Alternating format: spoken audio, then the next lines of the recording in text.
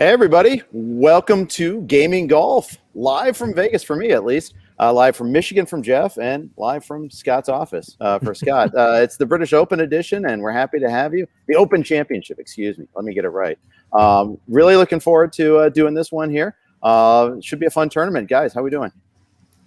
I'd rather be live from Vegas than live from Michigan, but doing well overall. And I'm psyched for the Open. This is one of my favorite golf viewing weeks of the year, so this is going to be a good one. But how is Vegas? Before we get into that, how is Vegas? And how are you, upright and hosting a podcast in the middle of a Vegas fantasy sports adventure? Well, I'm not much of a drinker, so that's okay. I will have a drink or two, but that's about it. But, it's fine. It's a little less crowded than at its peak, but it's getting there.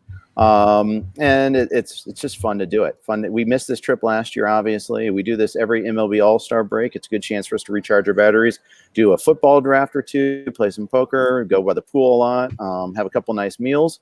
It's all good. A lot of us bring wives. Scott's been here before. It's a good time. So you're welcome to join us next year, Jeff. This is motivation to keep this gaming golf podcast going. I got to stay in the RotoWire family to get on the Vegas list. So I love Vegas. I haven't been since the pandemic, so I'm curious about all of it, how it looks and feels differently, since all this. But I'm encouraged. This is an encouraging report, Jeff. I appreciate it. I'm happy to be an encouraging sort of guy. Let's jump right into the Open Championship. It's got a lot of withdrawals in this field, some for COVID, some for the Olympics. Mostly in those of the Olympics are like the South Korean guys, so they avoid their required military service if they win. So good for them. Good luck on them. It is at Royal St. George's. What do we know about this golf course? We know that scoring's been tough, at least the last couple times we played here. 2011, Darren Clark won at -5. Ben Curtis out of nowhere won at -1 in 2003. It really sounds like a lot just depends on the wind. It's a coastal course. If the wind picks up, it's a really difficult course. The rough's tough. They got a lot of pot bunkers that are really tough. The greens are going to be firm and fast. There's no rain in the forecast. If it blows, it's going to be really fast. I looked at a wind on Wind Finder for Thursday. It looks like about like 12 to 15 miles an hour with some 20, 25 mile an hour gusts. So some wind, but not anything that's going to be too dramatic. But obviously, I think that, if you get the right wind grouping, if it really picks up one of these days, it's going to affect a lot out there. And the weather changes rapidly there, too. Sure does. I would add one thing, just the course itself. All links golf courses in the British Open, Rota, have their share of quirks and humps and bumps and kind of randomness. But Royal St. George's, maybe above all others, it seems, has a knack for producing the random carom or the fairway where guys think they've hit it down the middle. They've got a blind shot and they walk up to it only to realize it caught a side mound. And even though it was down the middle, it's still in the rough, or vice versa. Bad shots can be good. Good shots can be bad. This, maybe more so than any of the open courses, has a knack for producing the random break, both good and bad. So guys who can deal with that and capitalize on the good and roll with the bad breaks, that's going to be a factor this week as well. Yeah, I saw a quote from the superintendent. Said something effective. We're hoping this time that if you hit the ball in the middle of the fairway, it ends up in the short rough and not the long rough, which sounds great. That's amazing. This course has produced champions that aren't necessarily the leaders on the tour. Although frequently they're at the top of their game, and Clark, he had a couple of good finishes prior going in. But it is interesting to see that we may not necessarily have all the. It may not be like just the stud players in the game that do well here. So it'll be interesting to see what it produces. Let's jump right into We'll do it by DraftKings values again here.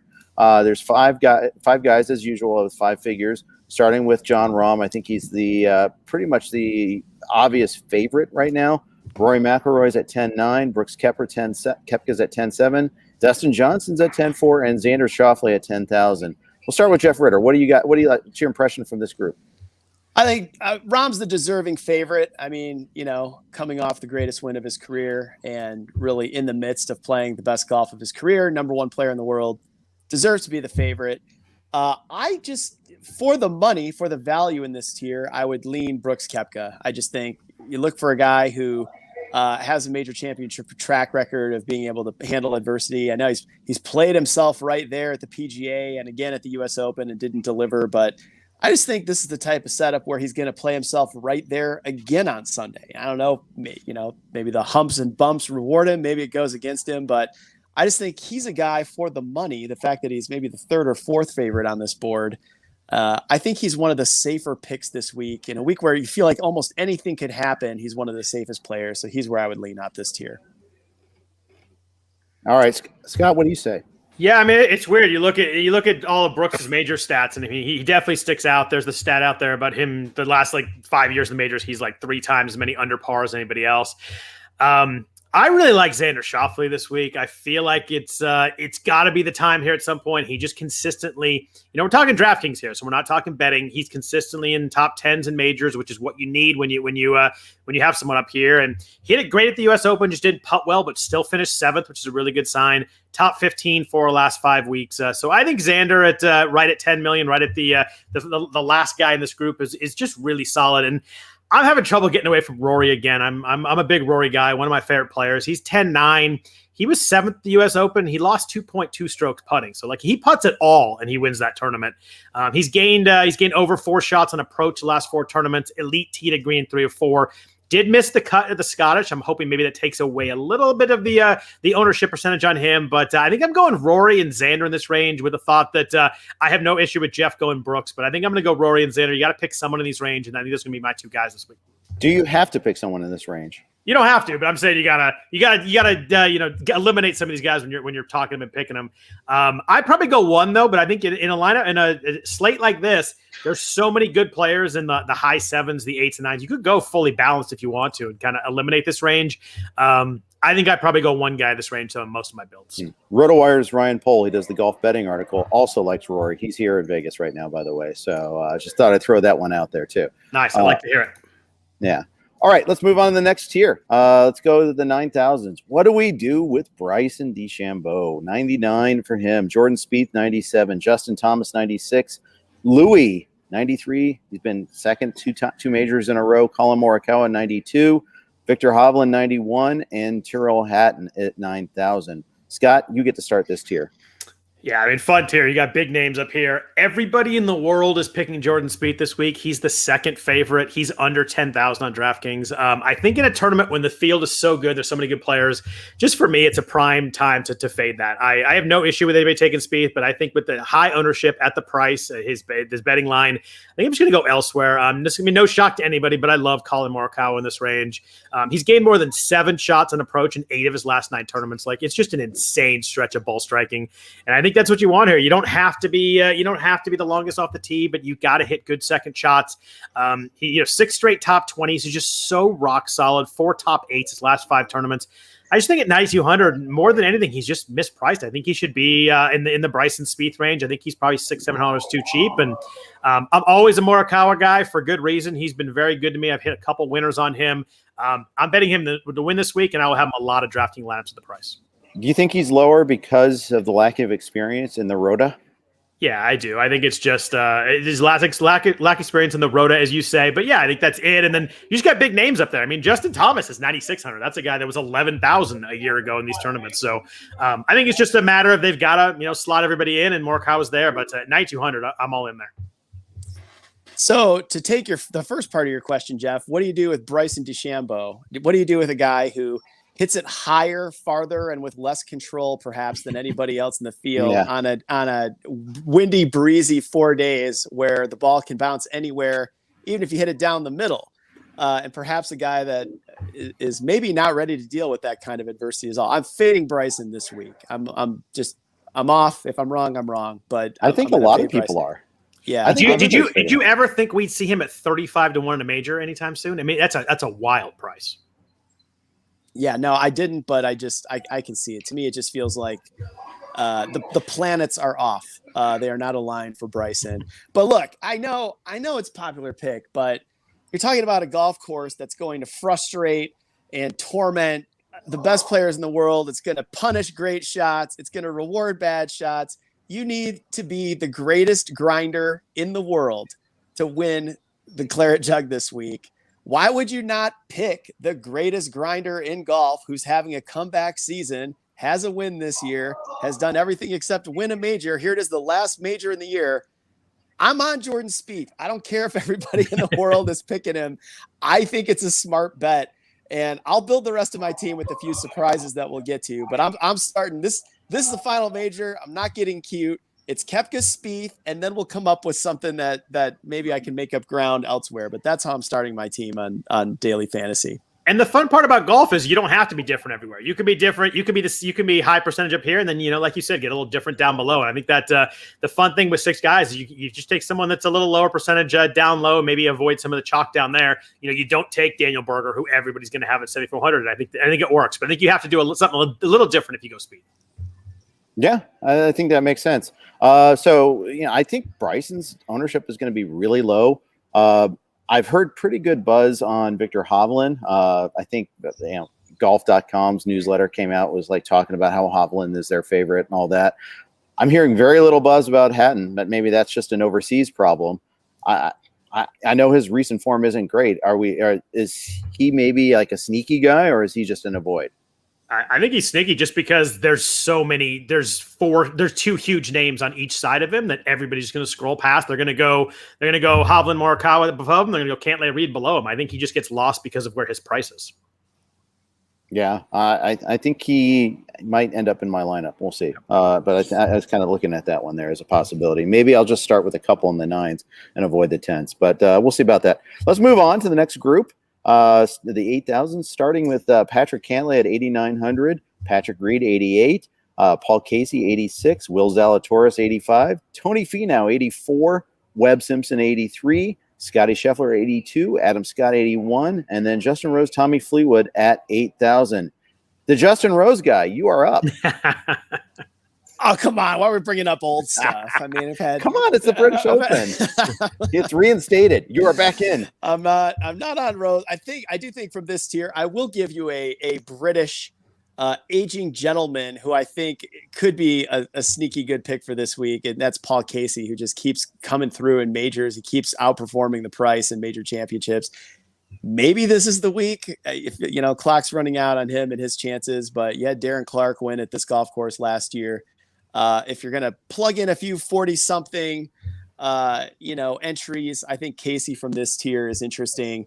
I'm not falling for the Tony Finau thing, although we'll just continue to flag it that at some point he's going to win somewhere, we think, but I don't think this is it. My other guy off this tier, I really kind of, to do my Koepka Spieth stack, I had to jump down to the 7,000s right away. So I didn't really have much here, but we have talked about Scotty Scheffler a fair amount as a guy who's been on the rise, still playing well. Still flagging him for this week as well, as someone who could be there on Sunday. All right, Scott, who do you like in this tier? I'm going to start at the top for both my guys. I really like Patrick Cantlay this week at 8,900. 3 straight top 15s, playing really well right now. Seems to have that grumpy, stoic demeanor that I think is going to be good this week. Playing well all around. He's 3rd in this field, tee to green, over the last 36 tournaments. He's the 2nd best in this field at avoiding bogeys, which I think is massively important this week. I think you want to avoid those blow up holes and kind of, if you hit a bad shot, make sure that you fix it and get back in, find a way to get par and kind of move on to the next hole. I really like that for my players this week. And my other guy here, I don't like quite as much, but I think is really interesting, is Patrick Reed, just because of what we're going to need this week. We're going to need creativity around the green. You're going to need guys who really, their short game is elite, and that's Patrick Reed. Always a big game hunter kind of guy, always comes up big in these tournaments. Really good tee to green the last 4. So you combine that with the really good around the green. He's gained strokes around the green in 9 straight tournaments. I just think he's really sneaky this week. He's 8,800. He's priced at a spot where, he's not obvious. People aren't going to jump to him. Nobody likes him, which always helps his ownership percentage too. So I like Cantlay and Reed, 2 grumpy guys in this range. So it might not be the most fun guys to watch, but I think they're both going to play well this week. As dour and gray as the skies above them. Very true. I like those picks. All right. Okay. So I wanted to, the funny thing is I was kind of joking about Justin Rose, but I don't think any of us are on him. But I'm also not on Adam Scott at 81. I think he's a little mispriced. Honestly, I was thinking about not starting him in our league that we're in. I saw him in the bench, and I was going to tell you that I disagreed with that, but what do I know? Yeah.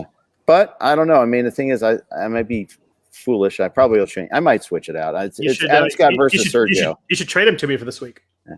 Is that grape soda you're drinking? What are you drinking there? No, bubbly sparkling water. Oh, okay. Very nice. Not a sponsor. Not a sponsor at all. When we get one, we'll make sure to plug it voraciously. But the interesting thing with Scott, and I just will say that he's putting really well, which is very strange for him. He's gained strokes putting the last 4 tournaments. He kind of fixed his approach issues last time at Travelers. He didn't play well. The approach game wasn't great for 3 weeks before that. Top 35 last 3 tournaments. He's a guy that it's so hard to figure out. Like, he could finish top 10, he could miss the cut. Now, he's one of those guys that I'm just not comfortable with, but I see the upside. I don't know. I don't think I can get there at 8,100. I'm afraid. Yeah, I think I'm going to put him in instead of Sergio though. So and we'll his odds have dropped since I looked last night or the night before. Last night he was 110 to 1, 50 to 1 now on DraftKings Sportsbook. So he has plummeted. People are definitely jumped in on the high number. Okay, all right, very good. Interesting to see. Before we hit the massive $7,000 tier, a quick note from our sponsor. Ding. That was a quick note. All right, let's talk about this massive $7,000 tier. Let's go. Let's break it in two. Let's go with the 7,900 through 7,500. Start off with here. Fitzpatrick, Lowry at 79, Smith at 78, Cameron Smith at 78, Jason Day, Joaquin Niemann, Mark Leishman at 77. Sungjae Im not in the tournament, so we will not mention him anymore. Abraham Answer and Sergio at 76, Westwood and Mickelson at 75. Francisco, and then that's where we're going to stop at the 75. Okay, so that for the first half of that $7,000 tier, Scott, do you like anybody? I do, but most of my guys I like are a little bit cheaper than that. But Jeff, what do you call him? Austrian Matt Kuchar? Is that what we got with? That would be Straka, yes. He is Straka. I was thinking Straka. Answer. Damn, Answer's is Mexican, I think. Yeah. So yes. I like Abe Answer this week, 7,600, and I think this is a tournament where he doesn't need to hit the ball 400 yards, which is huge. It was we talked about him at Torrey, and I didn't like him there. I didn't think he hit the ball far enough. So the off the tee let him down at Torrey. Look at it; the shot gains approach were good, but the off the tee was brutal. We kind of saw that coming. Bounced back with a 4th place at Travelers, avoids bogeys really well. Kind of that stat I talked about earlier that I really like. I think in this range, he's the one guy at 7,600 that I will have in a number of lineups. I think I don't think he wins this week, but I think a top 20 is looking really solid. Yeah, I think we've mentioned Answer in about 80% of the podcast we've done. I'm definitely on him again this week. I think it's a good price. I think for all the reasons Scott said. I also, and this is the one time a year you'll hear me say this, I will endorse a bet on Sergio Garcia. It's the British Open. He plays this event well. He has weird karma at it on Sunday afternoon, but he puts himself in that position an awful lot at this event. He's quietly had a pretty solid year. I could get behind Sergio at that price. Just be careful and know what you're betting, what you're wading into, because the self-destruction could come at any time. But I think at that price, that's a good bet. And then the other guy, it's more or less a narrative street pick, but it's hard not to pull for Lee Westwood this week. Just the fact that if he doesn't win this major, he'll go in the books as the all-time major participant. This will be, I believe, 88 majors in his career, if I'm not mistaken. Maybe it's 87. Most major championships in a career without winning one. He's played well, runner-up at the Players. He's made some noise this year. I don't know that he's a great bet to win, but it would be cool to see him there on Sunday afternoon with a chance. So your narrative street pick is Lee Westwood, and I can always get behind a narrative street pick in DFS as well. So when you tell him you're rooting for him to make history, you're actually insulting him. You're kind of like you're rooting for him to just get out of, escape that page of the history book. There's only one way out this week, and it's not easy. Yeah. Okay, it's like Escape from Royal St. George. It's Snake Plissken on the golf course. All right. There's a reference that no one will appreciate. I got it. All right, good. Let's move on to the second half of the $7,000 tier. It's too voluminous to mention them all, so let's just jump right into them. Jeff, 7,400 to 7,000 to fill out your Koepka Spieth stack. Who do you like here? I've mentioned it before, but ever since he's been mentioned on the Gaming Golf podcast, Ricky Fowler has been under what appears to be a career revival. I don't know, but this is another major championship that has traditionally treated him very, very well. Windy conditions, bring it on. The randomness of the Open, bring it on. This is a guy, he's plays this championship well. I like him this week at that price. The other guy I'm looking at is Jason Kochrack, who's won this year. I think statistically he profiles well. I think he's an under the radar.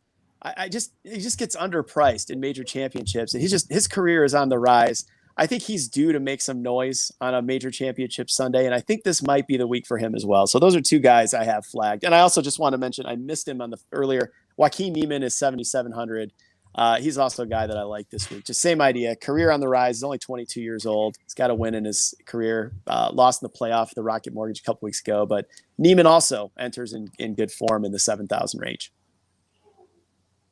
Scott, what say you? Man, I love this range. This is where I'm going to be filling in teams. I got 5 guys in this range. I actually like a ton of guys in this range. I think this is where I'm going to be building my teams. I'm getting the guys up top. I'm going to build a lot of guys right in this pocket. The first is Christian Bezadenhout at 7,400. Yep. Jeff's boy. Second in the field in strokes game, short game, the last 36 tournaments in this field. He has a really good short game, which I want this week. Gained nicely in approach at Memorial and the U.S. Open. Struggled a little bit off the tee. We talked about him at Mattori. Didn't like him there just because I didn't think he was long enough, and I think this is a course that really fits him well. He's made 20 straight worldwide cuts. You give me someone at 7,400, I love that stat. Daniel Berger at 7,400 is just flat out mispriced. I have no idea why he's the 35th highest guy. He's the 16th ranked golfer in the world, 35th here. Gain an approach in 9 straight, finished 7th at the U.S. Open. He's going to be immensely popular. Harris English, 7,300, playing really well. 3rd at the U.S. Open, 1 at Travelers. Gained strokes around the green in 6 straight. Really like that this week. Someone that's playing well in the short game. Great tee to green in 3 straight. Just playing really, really well right now. 2 others real quick. I love at 7,200. I love Brendan Grace this week. Really good, playing really well lately. Back-to-back top 10, 7th at the U.S. Open, 4th at the Memorial. Elite in approach the last couple of weeks, elite in around the green the last 3 weeks, playing really well in the key stats we want this week. He lost 2.9 strokes putting at Torrey, finished 7th. Both he and Rory, if they putted just average, could have won that tournament. And my last guy, before I talk too long, Guido, 7,100. Guido Migliozzi just played really well in his trip to the U.S., finished 4th at the U.S. Open, 13 at Travelers, gained 5.2 strokes in approach at Torrey. He was 35th last week at the Scottish. Didn't play well the first week, but played really well the second round to make the cut. Then played okay over the weekend. 7,100 is a good price for him, but the key for me at Guido this week, and we're going to get to it, I'm shocked. He's 150 to 1 in the betting market. I think that's worth a couple of bucks for sure. I think that he's a guy that you rarely get guys at 151 who can compete, and I think he's one of them. I have a random Brandon Grace anecdote that Dan O'Neill, a writer at SI, dug out today. Brandon Grace has been paired with the eventual British Open champion the last 2 editions of it. He played with Shane Lowry on Thursday and Friday in 2019, and he played with Molinari in 2018. This year, Brandon Grace paired with Bryson and Jordan Spieth. They may have to tee off tonight. Dude, who did Brendan Grace piss off to be paired with those 2 guys? Yeah. Holy hell. Brendan Grace must have really upset somebody. That's a horrible pairing. I was going to mention the pairing too, although not that stat, but that's so funny. Throw up a couple of names here. Bobby Mack, Robert McIntyre is at 7,300. Big hitter, so I don't know if this is necessarily his type of track, but pretty good form. I think I like him there at 73. And then the obligatory Corey Connors mentioned at 7,100. Good ball striker is again. Can he putt? But if he can, then I kind of like him as well.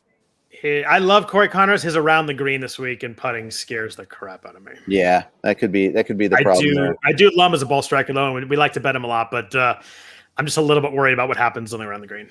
Yeah, and then how can you abandon Corey at a time like this? Been on him all year. I feel like a traitor. Yeah, it's part of the Commonwealth there, Canadian there too. I don't know what you're thinking there. And then Eric Van Rooyen, if you want to get the T-ball striker quality there, so he's at 7,000. So we got that. All right, let's go to the cheapies, the super cheapies here. Scott, who do you got? Yeah, I think I'm mostly going to be eating in the 7,700 range, so not a ton of guys down here, but I do like Lucas Hebert. Is it Hebert? He's Australian, so it's probably not the French pronunciation. Probably Herbert. It probably is Herbert because I always think he's French. Top 20 at Memorial and Travelers, gained across the board in all metrics in both the tournaments, playing really well. And since then, he came back from the U.S. All he's done is won the Irish Open and then finished T4 at the Scottish Open last week. I think at 6,800, he's probably the best guy down here, a guy who can legit contend, which you rarely get down here. So I really like him at 6,800. I think he'll be in lineups where I maybe want to get an extra elite guy in there. He's someone I'm going to go to under 7,000. I'm with you, Scott. I didn't do much in the 6,000 range because the 7,000 range was so tempting, but I did flag Kevin Kisner playing well lately. He's got a top 5 in his last start. This is the kind of course where distance is neutralized. It's all about grit and just staying with it. I think Kisner could contend. And then the other guy, I'm still staying with this youth and experience balance in my teams. Stuart Sink is quietly playing well this year. He hits it straight. He is old. He has won an Open.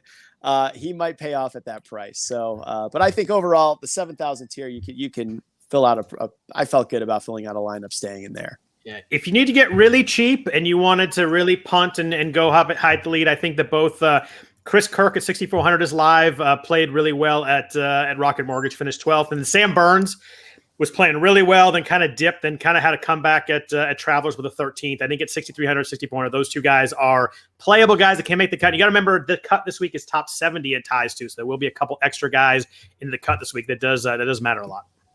Indeed, it does. All right, good. Okay, so any other TK thoughts? But before we move on to the betting side, okay. All right, let's go betting sheets. Jeff Ritter, who do you have as your best bets? Well, look, it's the last major of the year. I have not picked him all year long, and so I'm not going to let this one go by without taking Brooks Koepka, even at 16-1. I show him on golf odds. Yep. I'm in for that. Spieth. Now you said he was the second favorite. I don't know if I see him as he's 14-1 on DraftKings at this moment. Well, yeah. Let's go down to. I'm going to go to Ricky Fowler 50-1. I'm going to go with a feel good bet on Westwood, whatever the odds are on him. I just am going to do it, and I'll take Kochrack as well. I think there could be a surprise here. The randomness of this event, you could get this random one-off kind of nobody saw it coming winner, but Kochrack, he's playing well, and I think I would drop something there. I don't see his odds offhand. Trying to find him. It's got to be 80-1, I bet. Kochrack is 80-1 on DraftKings. There you go, 80-1. Yeah, I'm in for that too. And if you're going to bet on Ricky Fowler, you should go to DraftKings too. He's 80-1 there too. Okay, well, wonderful. I never thought being a podcast with someone like Ricky Fowler more than me. This is a weird place to be. Yeah. Well, you're betting with your head, rooting with your heart. So yeah, you go for that sure. way. Scott, what's your betting sheet look like? Yeah, so it's a little heavier than normal just because it's a major and I'm a sucker and I like to get a lot of plays out there. So I'm going to have one at the top, two in the middle, then a bunch of bombs. I'm going to play Rory 18-1. I think it's time. I like that number on him. I like him as a longer number than Spieth and Rahm and Brooks for sure. Then two guys in the mid-range. I'm going to bet Patrick Cantlay at 35-1 and Colin Morikawa, I bet at 33-1 last night, down to 25-1. So I'm glad I jumped on that one. Anytime I get Morikawa with 30, kind of an automatic bet for me. Some later guys at kind of a little deep mid-range. I like Bezadenhout and Brendan Grace both at 70-1.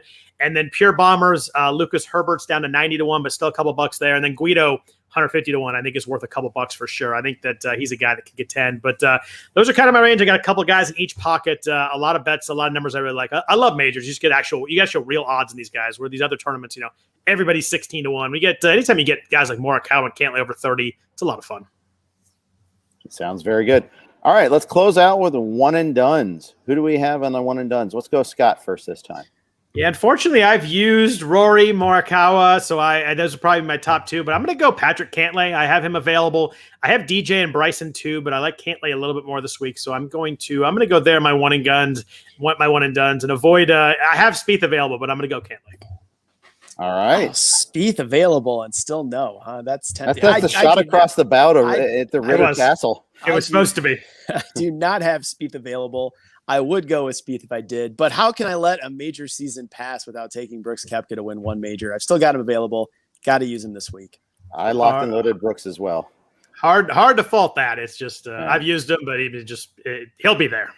I was debating Brooks versus Louis, to be honest, and I decided I can't pass up Brooks. So at least there'll be two people at the very least that'll be picking him. I think it'll be probably more. I think you'll see a lot of us in our pool. I think it'll be heavily used, but I think I'm on it. I don't have Rory available, so there you go.